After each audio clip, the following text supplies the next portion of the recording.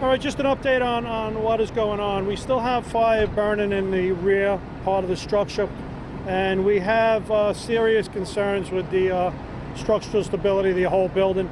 So we're going to pull out people out of the building and just protect the exposures with that right now. We're up to 14 injuries, all non-life threatened, 11 to firefighters, 3 to civilians. Fire is still under investigation, and this is going to be a prolonged operation. We cannot hit the seat of the fire due to the structural concerns and the collapse hazard. So.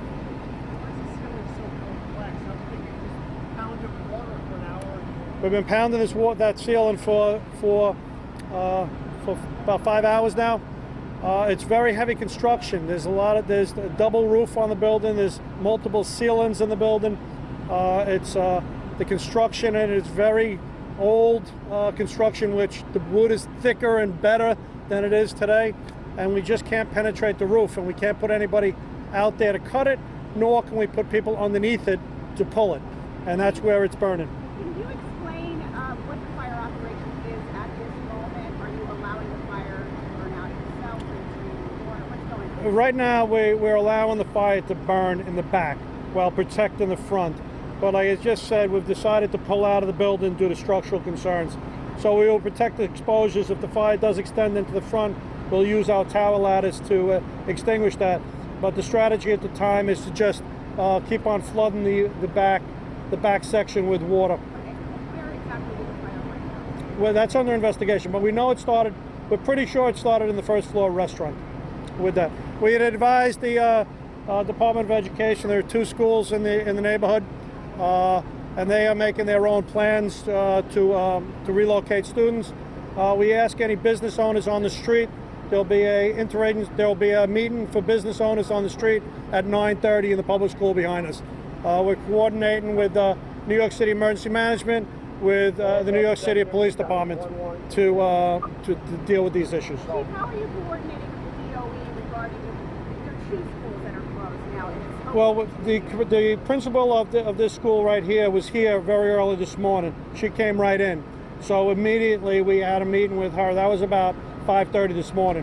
And then she made her notifications through her chain of command, and also New York City Emergency Management has protocols with DOE along with the police department to move. Okay, so what prompted the decision to close this? Well, we feel that, in other words, the smoke.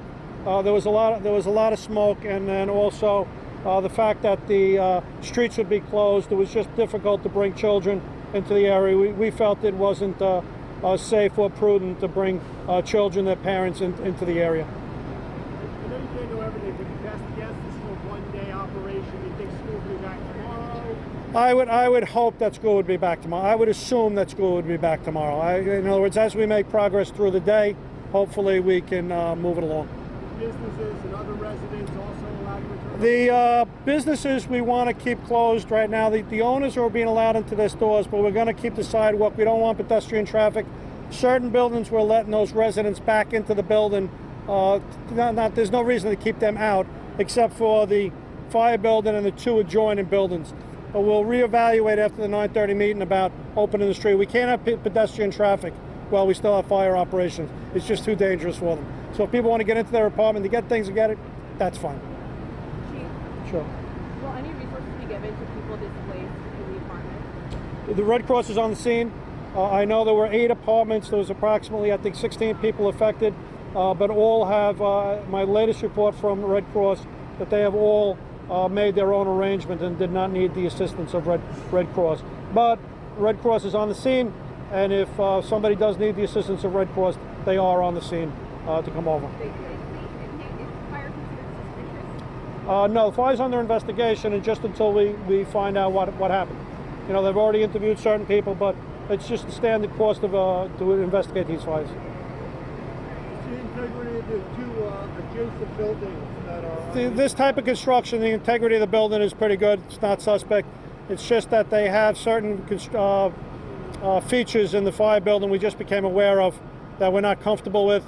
The firefighters are the only life hazard in the building right now, and we feel that everybody's out. There's extensive damage to the building, and we don't want to put our people out at risk unnecessarily. When you have to pull out your guys, what's the expectation going forward on how this might play out? Do you wait for a collapse and then go in? No, well, we will wait, and as the fire becomes extinguished, we will bring in engineers from the buildings department, and the buildings department will go in and make that determination: is the building safe?